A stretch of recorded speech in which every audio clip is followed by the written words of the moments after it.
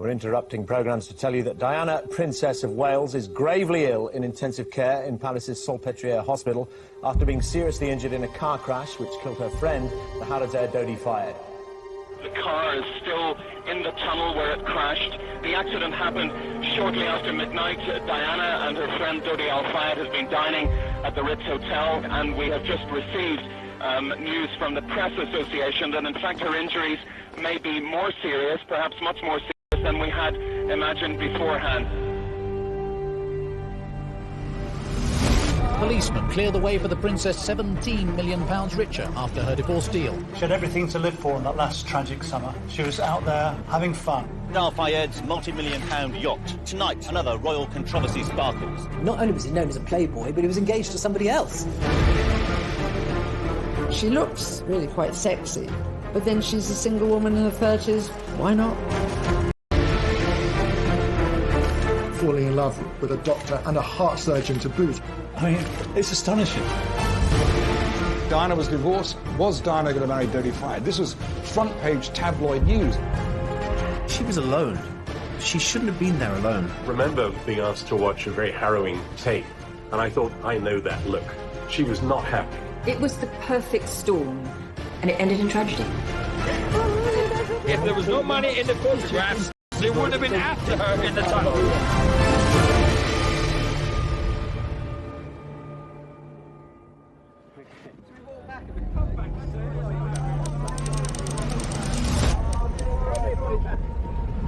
In your own time, gracefully. Right. No, there isn't going to be an announcement. There is a statement which is being faxed to the Press Association, but it's not going to be read out.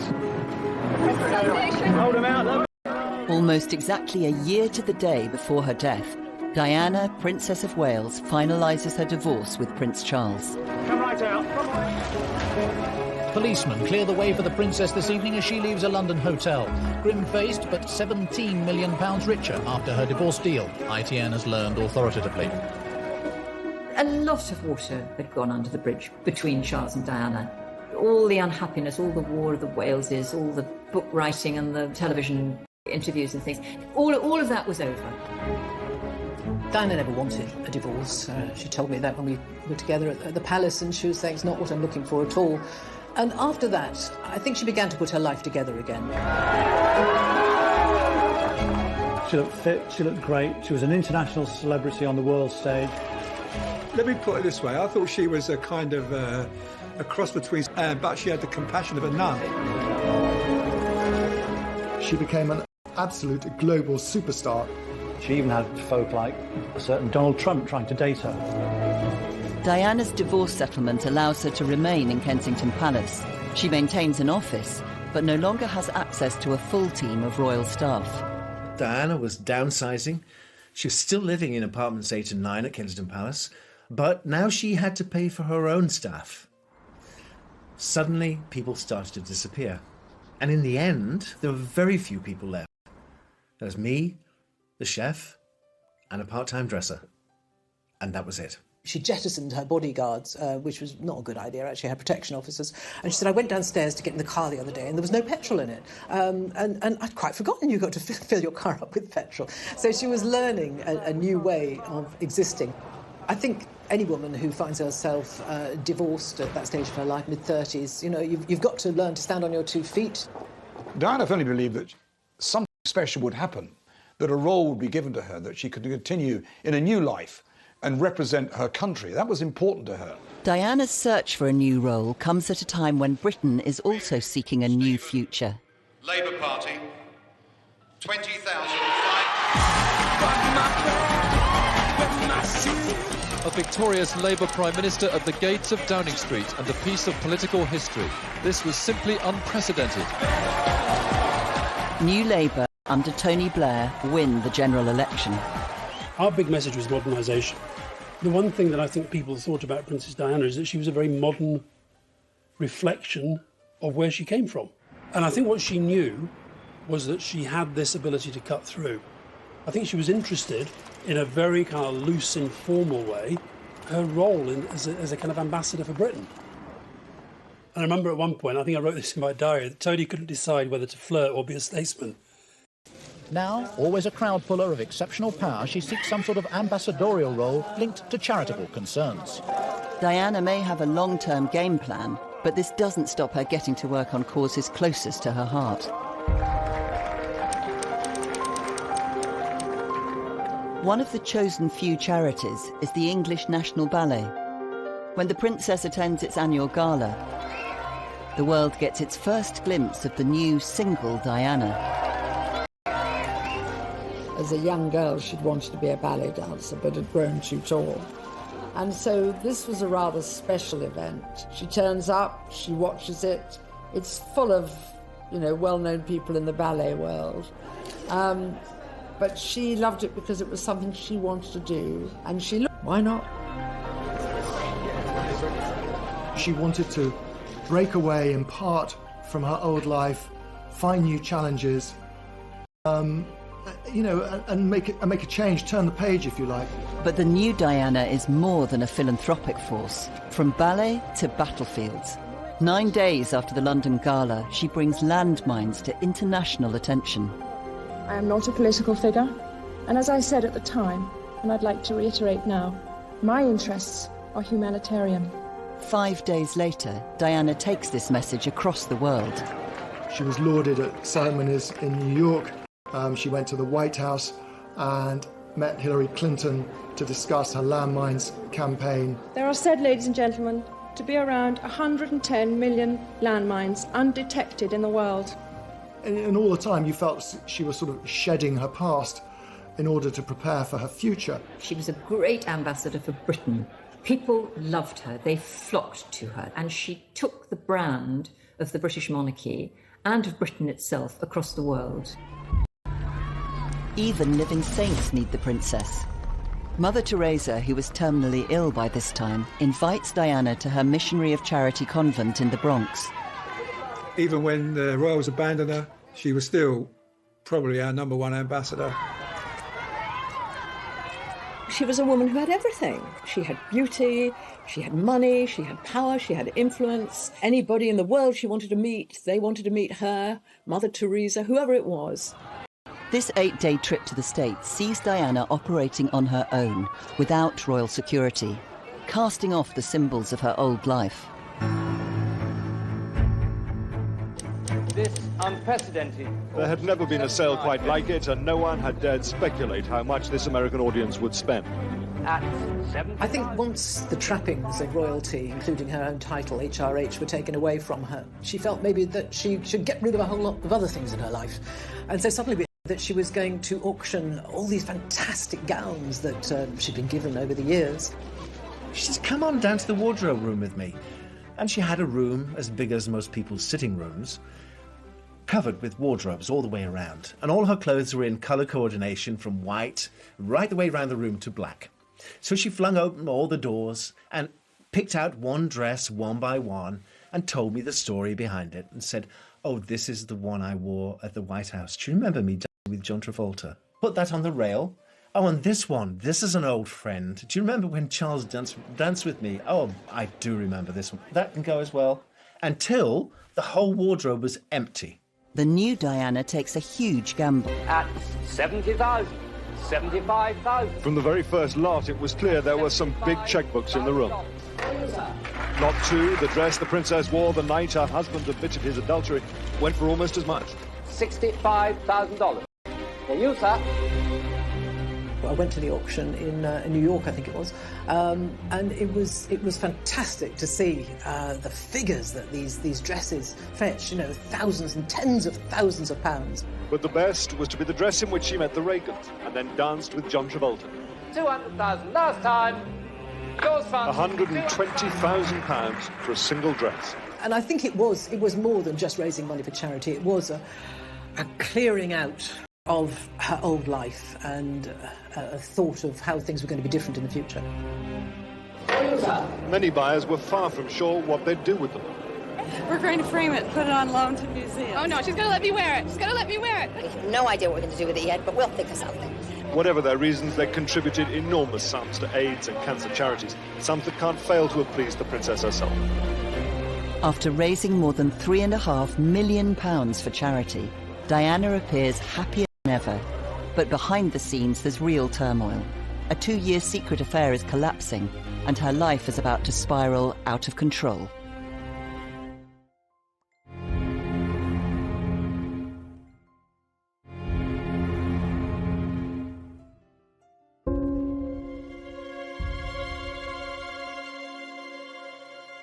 Diana celebrates her 36th birthday at the Tate Gallery in London.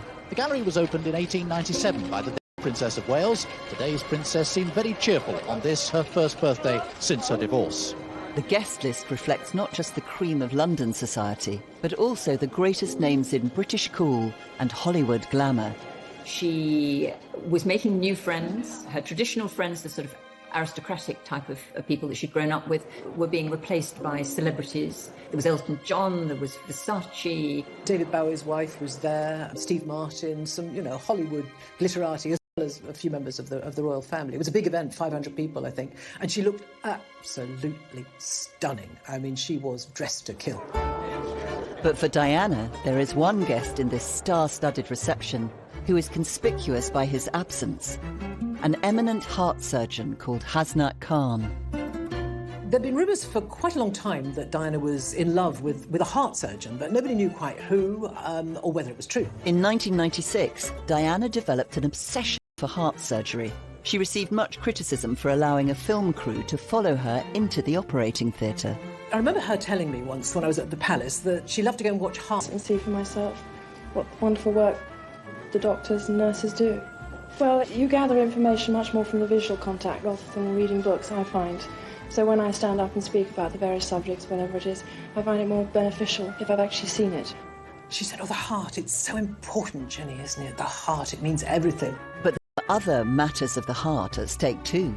Diana was secretly dating one of the surgeons. She was enormously attracted to Hasnat. He was a kind, really solid bloke. And he did this most amazing work. There's something slightly Mills and Boons, if you like, about a young woman falling in love with a doctor and a heart surgeon to boot. I mean, there was Diana, who wanted to be the Queen of Hearts, and there was Hasnat Khan, the man who mended broken hearts. But on the face of it, Hasnat Khan was unlikely boyfriend material. Here's Diana, working out, eating healthily, and there's heart surgeon Hasnat Khan, drinking Coke, eating burgers, overweight, not working out. I mean, it's astonishing. Only Diana's closest inner circle knew about the relationship. I would bring him into Kensington Palace in the boot of my car or underneath a blanket on the back seat of my car. The police never stopped me. I'd take him in the back entrance. It was a bit of an adventure. She put on wigs, dressed up, and they went to jazz clubs in Soho. She loved that kind of subterfuge, and the fact that the mass media, the paparazzi, knew nothing about it. That was all part of the delicious charm of Hasnat Khan. So from there on, their romance blossomed, and she met him on dates outside of the palace too. Hasnat Khan, he just had no pretensions. He wasn't interested in fame or what. He couldn't give a damn that she was a princess. He just liked her, and I think she found that absolutely endearing. But however clandestine, a love affair between the Princess of Wales and a Pakistani heart surgeon could never remain secret forever. Sir James Goldsmith lent his Boeing 757 to daughter Jemima and the Princess of Wales to fly them direct to Lahore. On a tour of Pakistan 6 weeks before her birthday, Diana took time out to secretly meet her lover's parents at their family home. The media pounced. Princess of Wales was giving nothing away about her secret overnight meeting. She slipped out to meet the mother and father and other relatives of close friend Dr. Hasnat Khan. But despite reports of romance, the father of the London-based heart specialist said the princess was a good friend, not a girlfriend of his son. But just the confirmation of a close friendship caused huge consternation in Fleet Street. The idea that the Princess of Wales, as was going to marry a doctor from Pakistan and perhaps go and live with him in Pakistan. This was just not what we were expecting. She'd had long conversations with Jemima, was wondering if it was something she could do. But the press attention had rocked the foundations of the 2-year-old romance. He didn't want anything to do with the hullabaloo. He wanted to just be a heart surgeon, and I can understand that. And so, you know, it's difficult for someone like Princess Diana, like any superstar, to form a relationship where the other person in the relationship would continually come under a microscope.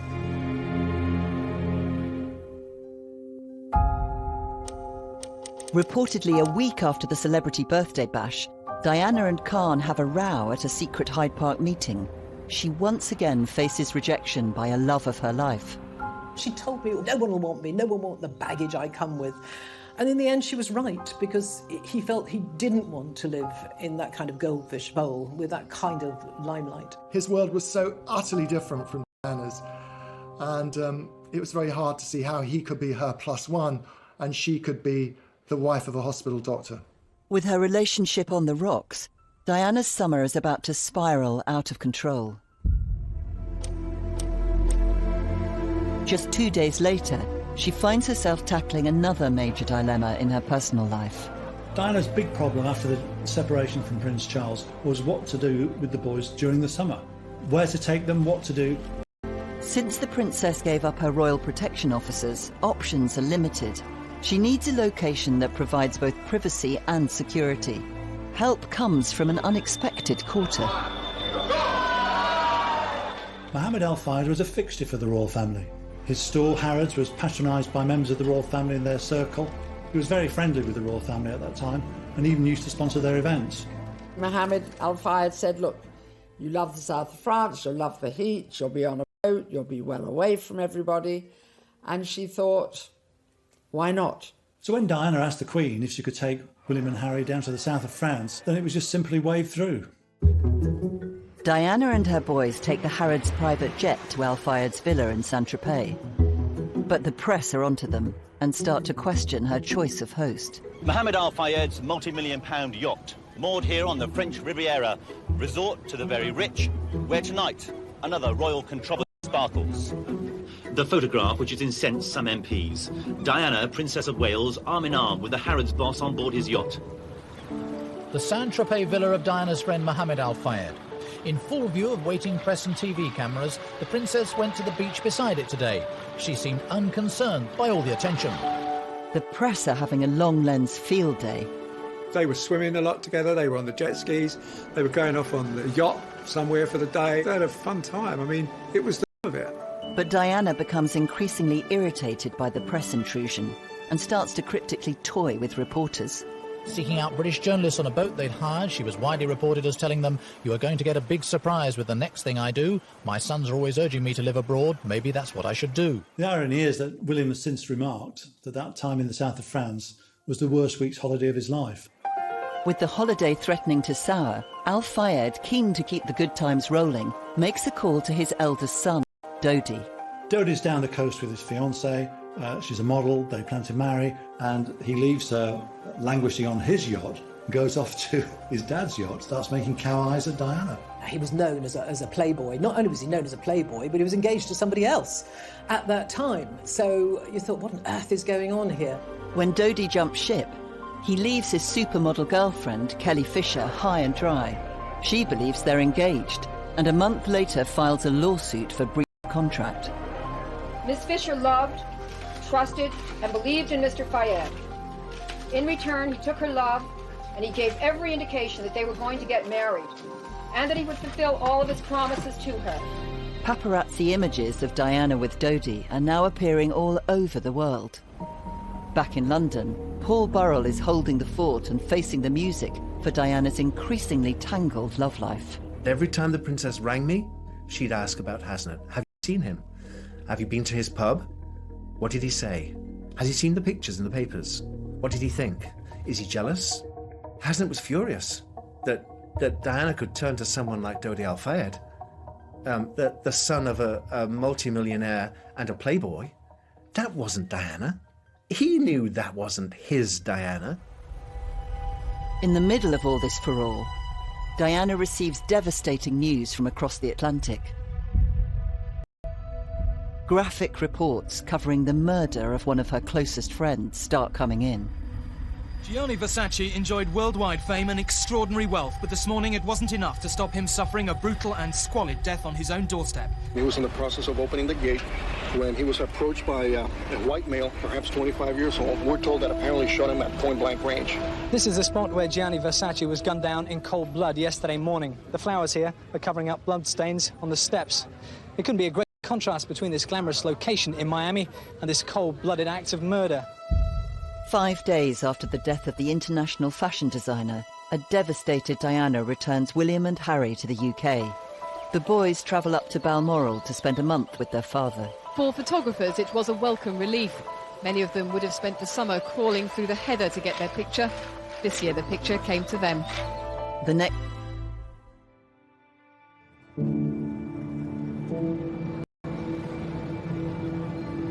Throughout the city, people came together to pay a last tribute to one of the world's best fashion designers. The Princess of Wales, a Versace devotee, said she was devastated by his death.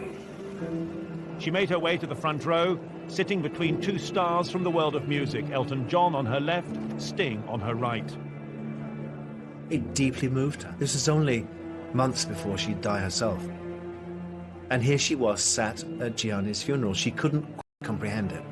Death seemed to haunt her towards the end of her life. She was so consumed by thinking it might happen to her.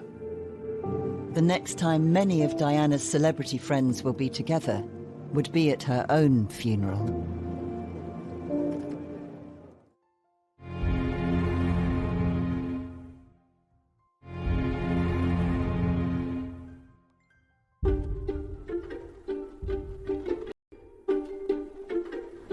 Diana is back in London after attending the memorial service for Gianni Versace 5 days previously. Her boys are up in Scotland holidaying with their father. Prince Charles sported his Lord of the Isles tartan, while all eyes were on his eldest camera-shy son. Home alone, Diana holds another secret meeting with Hasnat Khan, her lover of 2 years, this time in Battersea Park. They had a screaming match late one night. They shouted and screamed at each other, and neither one of them gave in. And so she ended the relationship. You know, I don't know whether it actually broke her heart, but it really upset her. According to Khan, the couple spent the next night together at Diana's apartment. But this was the final breakup, and the last time they saw each other. With Diana's love life spiralling out of control, her schedule is about to follow suit. Within 24 hours of the split with Khan, she's on a plane to Sardinia. Mohammed Al Fayed had bought a yacht, which could be at their disposal, the Jonicle. So Diana then returned to the Mediterranean alone to resume her friendship with Dodi Al Fayed. So the romance was in full acceleration. It was full-on pace, and it was accelerating beyond control. Once again, the press are one step ahead. She was probably the most famous person on the planet at that time, certainly the most photographed, and that wasn't going to disappear, unfortunately for her. The press pack will spend the next 5 days chasing Al Fayed's multi-million-pound luxury yacht around the Mediterranean. Where is she? Look at that. The feeding frenzy to get the first photographic evidence of a romance between Diana and Dodi is unprecedented. I think she definitely reached this thing rather than a person for a lot of people, I think. The sense that she's not really a person, you can kick her about as much as you want. I mean, boatloads of photographers and reporters. It was just huge. I mean, paparazzi from all over Europe were there. She became more vulnerable. The paparazzi took more liberties.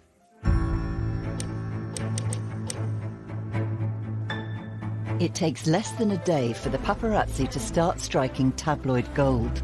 Today, though, more pictures appeared of her on holiday with the millionaire Dodi Fayed. 3 British newspapers have paid £500,000 for them. Diana and Dodi are captured in a compromising clutch that becomes the iconic image of their summer romance. They have the full run of the boat, as Mohammed Al Fayed has returned to London. Dodi Al Fayed himself hasn't been seen today, but his father was watching Fulham, his latest acquisition, in action. He seemed relaxed about the pictures. All right, it's all right. He's in movie business, you know, that's all right. It doesn't bother him.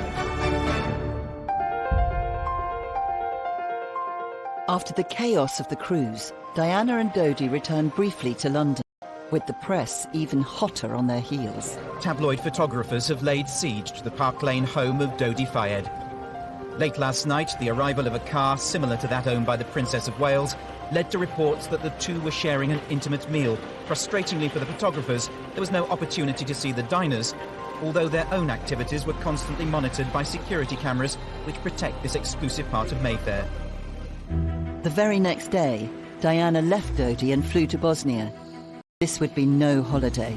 Along the runway that was once no man's land, past the trenches which saw such bitter fighting, Diana, Princess of Wales, arrived in Sarajevo. She left behind the morning's headlines to take her first steps in the capital, which encapsulates the death, horror and tragedy of civil war. Diana's extraordinarily courageous, doing what royals are not supposed to do, which was to get engaged in political issues.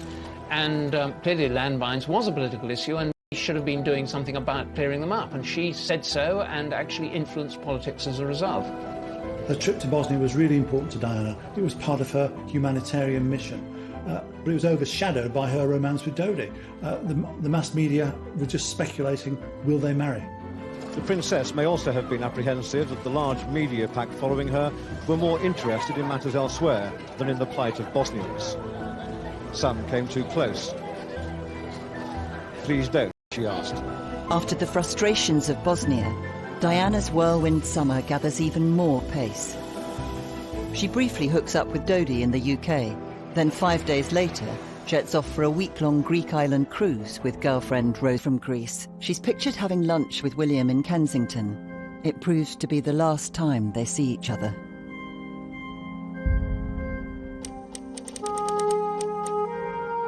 That afternoon, she flies with Dodi for a third, final trip to the south of France. The Jonquil once again tours the Mediterranean, with the paparazzi chasing her from port to port. She ends up back in Sardinia. Dodi and Diana had spent a few very happy days on board the yacht, had a lot of fun together, but it was time to go home. I think they'd actually extended their trip by a few days. The princess rang me from the boat originally and said, "We've gone to be a day late. I should be coming home tomorrow, but Dodi has to go to Paris to do work for his father. I have to go to Paris with him because there's no other way I can get home. I'm on the Harrods jet. So bear with me, delay everything one day, ring Balmoral, tell the boys that Mummy will be with them 24 hours later than she expected, but to be there."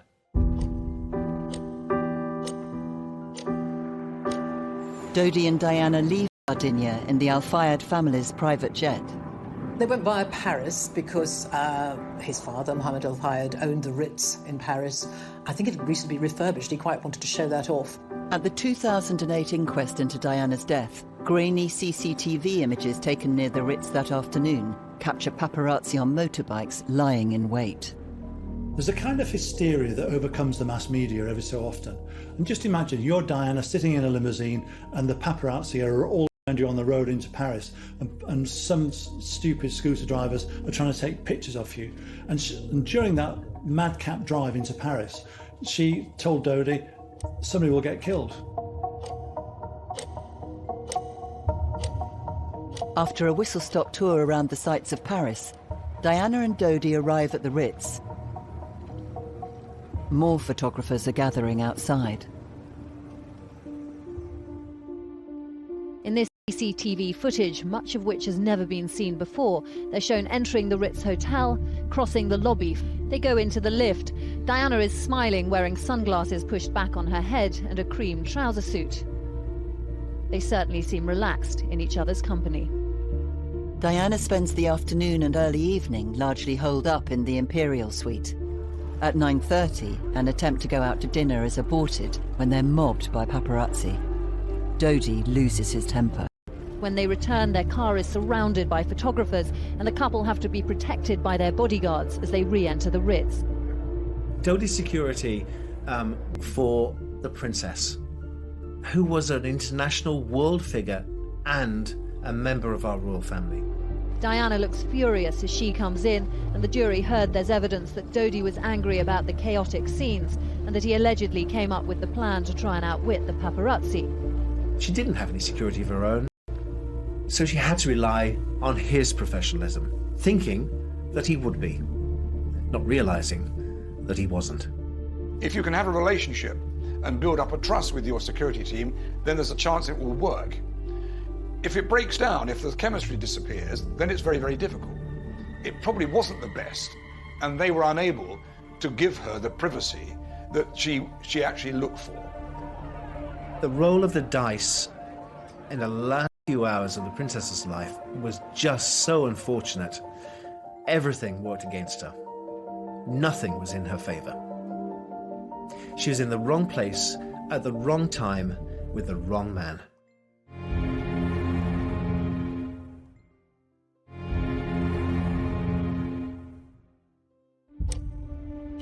Diana, Princess of Wales and Dodi Al Fayed are under siege in the Ritz Hotel in Paris. Over the last weeks, days and hours, their every move chased by paparazzi.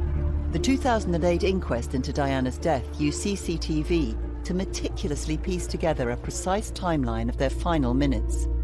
Hundreds of photographers are now gathering outside. Diana is totally reliant upon Dodi and his security team. So he phones his father and says, should we stay at the Ritz or go back to the apartment? And his father made that fateful decision, go back to the apartment. I don't quite understand why, once they were cornered, why they didn't just stay there. Mohammed Al Fayed, Dodi's father, decided that he should send a decoy car away from the front door to draw the press away, and sent Dodi and Diana out of the back door of the Ritz. But suspecting the ruse, some of the press head to the rear exit of the hotel. And what needed here, there needed to be some dialogue with the media to find out what they wanted, to make arrangements with the police to organise and police the press professionally and efficiently, and not allow them to patrol the hotel at that time. I remember being asked to watch a very harrowing tape, one of the last tapes from the security cameras at the hotel in Paris. And I thought, I know that look. She was not happy. And remembering what a professional, painstaking princess she had been, the way in which, if I made a single mistake, she would notice it. She was very, very aware of how things should be run. You could tell from her expression, even in those last shots, she was unhappy. There was something not right. She knew when things weren't running properly. And I have a horrid feeling that she was already feeling unsafe. It was kind of like a pell-mell evening with no rhyme or reason. Dodi is out of control in terms of he doesn't know what to do, and that leads to them slipping out the back door of the Ritz and then getting into a high-powered Mercedes. It was the perfect storm. A lot of things were in play that night, for one reason or another, and it ended in tragedy. These images, exhibited at the Court of Inquiry, are the last known of the princess. They show Diana, Dodi and bodyguard Trevor Rees-Jones. Their driver, Henri Paul, is 3 times over the French drink-drive limit. In just 5 minutes' time, they will crash in the Pont de l'Alma underpass. Yes, I was just stunned that something so, it seems so commonplace, if you like. Someone so extraordinary and vibrant and larger than life to die in a car crash. She was alone. She shouldn't have been there alone. You know, I still curse her to this day for going all that way by yourself and not having somebody with you.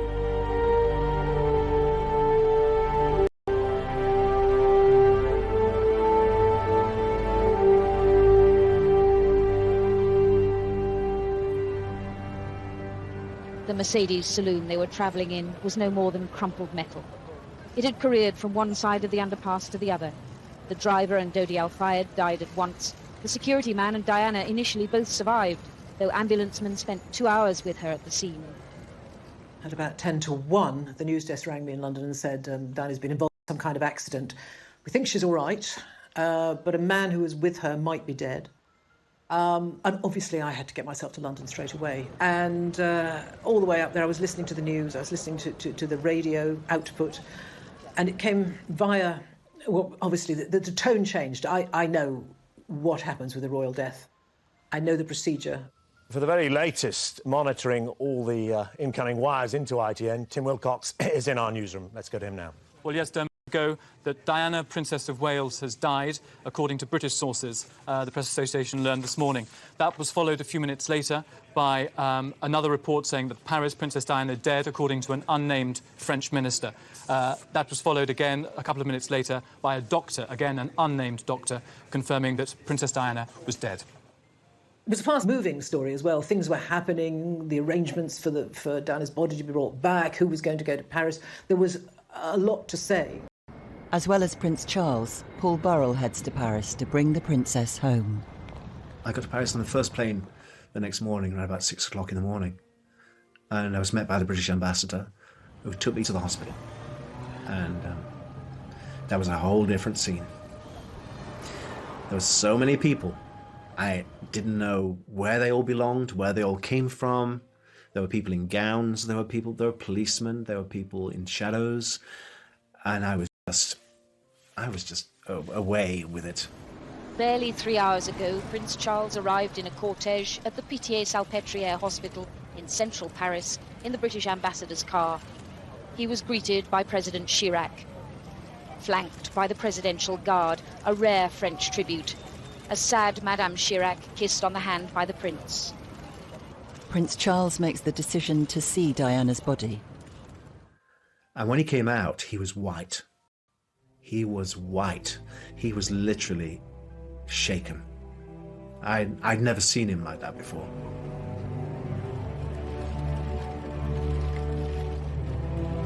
I'd never seen him show so much emotion before. And he suddenly realized the enormity of what had happened.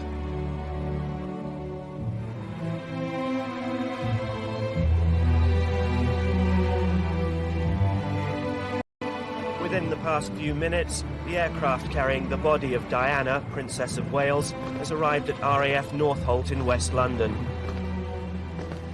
She was the people's princess, and that's how she will stay, how she will remain. You know, in one of those conversations with Tony through the night, he said this thing which has stuck with me ever since. He said, "This is going to produce grief on a scale we've never seen." And I thought, is that right? I got picked up by a car, and it was a woman driver who was crying. And I think this was the moment that I thought, oh, this is maybe going to be much, much bigger than anybody can imagine.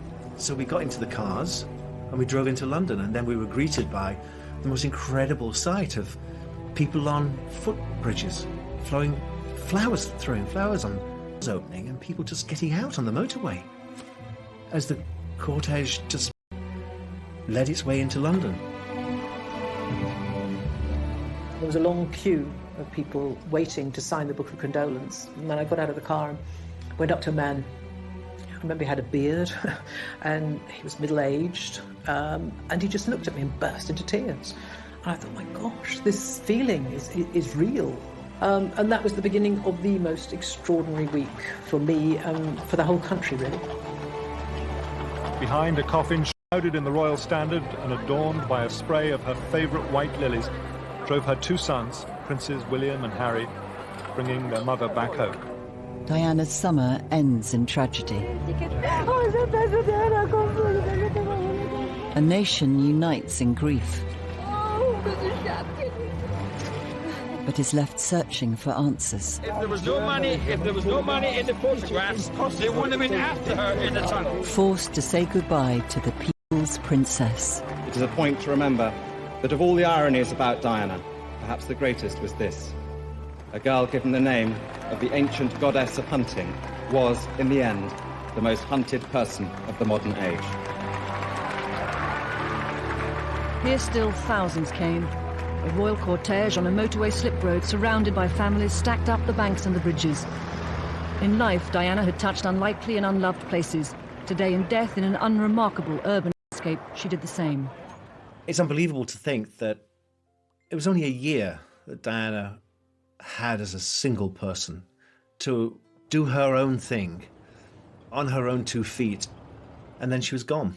Well, I remember feeling a strange sort of inevitability about it, that she had this extraordinary life, that she had an enormous impact on the world and on so many millions of people. And there was never any way in which she was going to fade away quietly. And although it was tragic that such a brilliant young life should have been cut short, and yet she went pretty much at the height of her powers.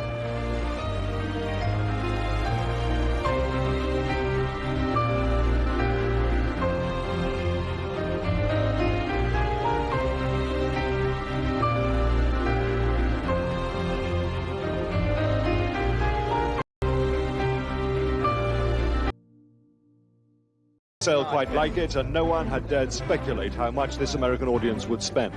I think once the trappings of royalty, including her own title, HRH, were taken away from her, she felt maybe that she should get rid of a whole lot of other things in her life.